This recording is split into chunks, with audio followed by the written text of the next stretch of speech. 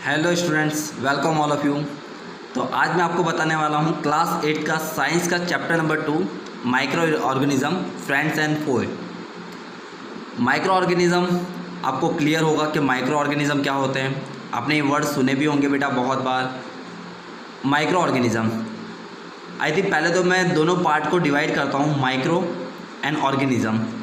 तो पहले तो माइक्रो यानी क्या होता है, बहुत ही छोटी चीज़, उसको माइक्रो बोला जाता है। और ऑर्गेनिज्म यानी क्या, हमारे एनवायरनमेंट के अंदर हमको जो जो चीज़ें दिखाई दे रही हैं, छोटे छोटे इंसेक्ट्स हैं, बैक्टीरियाज हैं, फंगस हैं, ये सब क्या होते हैं, हमारे ऑर्गेनिज्म होते हैं। क्लियर है। तो ये हमारे लिए फ्रेंड भी हैं, यानी हमारे दोस्त तो हैं ही, यानी हमको हमारी बॉडी के लिए बेनिफिशियल भी है और हमारी बॉडी के लिए क्या करते हैं, लोग नुकसान भी करते हैं। जैसे हमारी बॉडी के अंदर बहुत सारे माइक्रो ऑर्गेनिज्म होते हैं जो हमारी फूड को डाइजेस्ट करने का काम करते हैं, हमको बॉडी से प्रिवेंट करने का काम करता है। आई थिंक आपको मैं अभी एक जस्ट एग्जांपल दूं तो हमारी बॉडी के अंदर क्या है, माइक्रो ऑर्गेनिज्म तो हैं। हम लोग किसी भी खाने को खाते तो हमारे बॉडी के अंदर जो हमारा फूड डाइजेस्ट होता है वो किसकी मदद से होता है, माइक्रो ऑर्गेनिज्म की मदद से।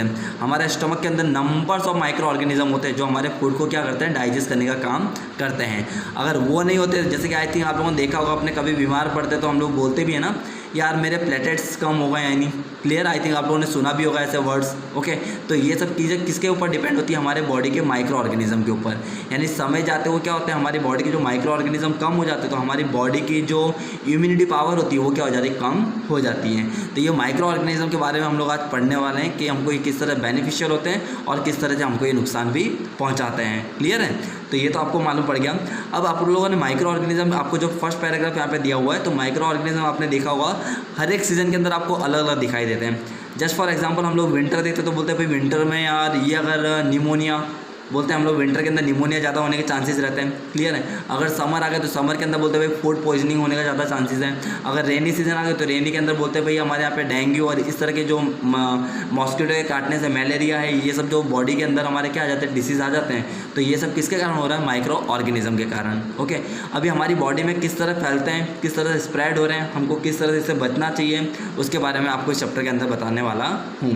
तो आपको ये पैराग्राफ के अंदर यही दिया है, फर्स्ट वाले पैराग्राफ के अंदर, कि माइक्रो ऑर्गेनिज्म वो जनरली अपनी साइज़ के अंदर बहुत ही छोटे होते हैं, जो आपको आपकी नेक्ड आई से दिखाई देंगे नहीं, यानी आप आपकी बोलते हैं ना, हम लोग खुली आंखों से देख नहीं पाएंगे उसको देखने के लिए हमको क्या करना पड़ेगा, माइक्रोस्कोप की ज़रूरत पड़ेगी। अब जैसे जैसे अगर आगे की क्लास में आएंगे, बड़े क्लासों में, तो आप 11th-12th के अंदर जब देखेंगे साइंस के अंदर, तो वहाँ पे बायोलॉजी के बच्चों को सिखाया जाता है। क्लियर है कि माइक्रो ऑर्गेनिज्म कैसे देखे जाते हैं, वहाँ पे माइक्रोस्कोप की मदद से आप देख सकते हो। मैं तो आपको एक एग्जांपल दूँ, आप आपके घर पे आए एक काम कीजिए ना, आप आपके हैंड को जब कभी सैनिटाइज़ करते हैं, जब उसको धोने जाते हैं, तो आप लोगों ने देखा होगा यार, अपने तो हाथ धो के आ जाते हैं, फिर हाथ धोने के बाद वापस आके आप क्या करते हो, वही टॉवल से हैंड को वॉश करते हो, ये सब करते हो, तो आपकी बॉडी के अंदर बैक्टीरिया तो रहते हैं। और जस्ट फॉर एक एग्जांपल मैं तो बोलूँ छोटा सा, हमारी बॉडी का जो पाम है ना, यानी हमारे हाथ के ऊपर ही हम लोग देखें, हमारी हथेली के ऊपर ही देखें, तो बहुत सारे वहाँ पे हमको नंबर ऑफ माइक्रो ऑर्गेनिज्म दिखाई देते हैं। क्लियर है। तो यहाँ पे आपको दिए हुए बैक्टीरिया, फंगी, प्रोटोजा, एल्गी, ये बहुत सारे अलग अलग प्रकार के हमको माइक्रो ऑर्गेनिज्म हमारी बॉडी के अंदर दिखाई देते हैं। अब ये किस तरह से स्प्रेड होते हैं, ये किस तरह के शेप में होते हैं, तो देखिए आपको यहाँ पर दिया हुआ है, आपको बहुत सारे अच्छे अच्छे शेप्स दिए हुए हैं इनके। ओके, मैं यहाँ पे आपको थोड़े से शेप दिखाऊंगा इसके। स्पाइरल बैक्टीरिया दिया है, रोड शेप बैक्टीरिया दिया हुआ है आपको। फिर यहाँ पे आपको दिया हुआ है कैमलिनियस, स्पायरोगायरा, अमोइबा, पैरामीशियम, क्लियर है, प्रोटोजा, इस तरह के आपको दिए हुए हैं। ब्रेड मोल्ड दिया हुआ है, पेंसिलियम दिया हुआ है, एस्पेक्युलियस दिया हुआ है। इस तरह के अलग अलग आपको क्या दिया हुआ है, यहाँ पे शेप्स दिए हुए हैं। यानी ये सब हमारे क्या है, अलग अलग क्या है, बैक्टीरिया के माइक्रो ऑर्गेनिज्म के अलग अलग शेप हैं। ओके, चलिए अब मैं आपको बताता हूँ friendly micro organism. Friendly micro organism देखिए हमको क्या दिया हुआ, थोड़ा सा मैं आपको यहाँ पे बता दूँ। Microorganism are use for a various purpose, they are use in the preparation of curd, bread and cake. Friendly microorganism, मैंने आपको अभी हाल ही बोला था ना कि इसका हर एक का यूज़ हम लोग कहीं ना कहीं कर ही रहे हैं। हमारे घर के अंदर आप लोगों ने कभी कर्ड बनाया होगा, घर के अंदर बनाया होगा, आपने ब्रेड खाई होगी, आपने घर पे केक भी बनाया होगा। तो हर एक चीज़ के अंदर क्या होता है, वहाँ पे बहुत सारे माइक्रो ऑर्गेनिज्म आते हैं। केक को आप देख लीजिए, आप घर पे एक काम कीजिए ना, आप रोटी है, ब्रेड को हम लोग क्या करते हैं, 2 दिन तक रख देंगे ऐसे ही, ओपन करके रख दीजिए। आप तीसरे दिन देखेंगे तो उसके आसपास में क्या होगा, येलो कलर का एकदम कलर हो गया होगा, उसका कलर थोड़ा सा चेंज हो जाएगा आ गया, तो वहाँ पे आपको फंगस दिखाई देती है। क्लियर है।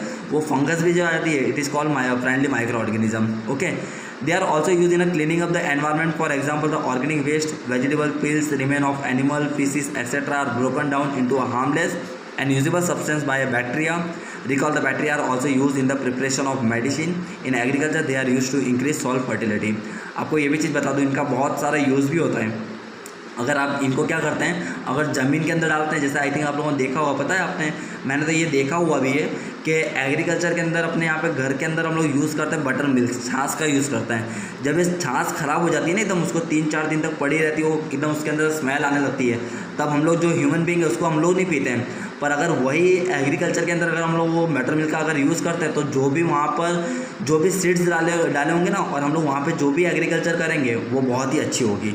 वहाँ पे जिस भी चीज़ की खेती की जाएगी वो बहुत ही अच्छी होगी। आप लोगों ने देखा होगा, यानी जनरली सड़ी चीज़ के अंदर, जो ख़राब चीज़ों के अंदर हम लोग जो एग्रीकल्चर करते हैं, तो आपको जनरली वहाँ पे दिखाई देगा। मैंने आपको पहले के एग्जांपल में भी दिया हुआ है, आपको बोला हुआ है मैंने कि आप लोग जितना ये हरी सब्जियाँ होती हैं, जितनी भी ग्रीन वेजिटेबल्स होते हैं, अगर उसको आप ख़राब पानी के अंदर ग्रो करेंगे ना, तो जनरली बहुत ही अच्छे ग्रो होंगे साफ़ पानी के कंपेरिजन में। क्लियर है? तो ये फ्रेंडली ऑर्गेनिज्म का, माइक्रो ऑर्गेनिज्म का यूज़ इस तरह से हम लोग कर सकते हैं। फिर यहाँ पे आपको दिया हुआ है making of curd and bread. आप लोग जब ये ब्रेड और कर्ड हम लोग जब बनाते हैं, तो उसके अंदर भी हम लोग क्या करते हैं, यूज़ करते हैं। आप लोगों ने आई थिंक कर्ड देखा होगा, तो कर्ड के अंदर आपको है ना वन काइंड ऑफ एसिड भी हम लोग यूज़ करते हैं जनरली उसके अंदर। क्लियर है? कि देखिए आपको यहाँ पे दिया हुआ है, curd contains several microorganism, of this the bacterium lactobacillus promote the formation of curd. यानी जब उसको बनाया जाता है तो उसके अंदर एक प्रकार का बैक्टीरिया रहा होता है जिसको बोला जाता है लैक्टोबैक्यूलियस। ओके, इस टाइप का एक बैक्टीरिया आपको दिखाई देगा जो कर्ड बनाने के लिए हमको बहुत ही यूज़फुल होता है। It multiplies in a milk and convert it into a curd. आप लोगों ने देखा होगा दूध से जब हम लोग दही बनाते हैं तो उसके अंदर वो प्रेजेंट होता है। Bacteria are also involve in the making of cheese, pickles and many other food item. Bacteria का यूज़ हम लोग बहुत सारी चीज़ों के अंदर, चीज़ बनाने के लिए अंदर भी, पिकल अचार बनाने के लिए अंदर भी हम लोग क्या करते हैं, इसका यूज़ किया करते हैं। एंड इम्पोर्टेंट इंग्रेडिएंट ऑफ रवा, सूजी, इडलीज। आई थिंक आप लोगों ने ये सभी ने घर पे तो देखा होगा।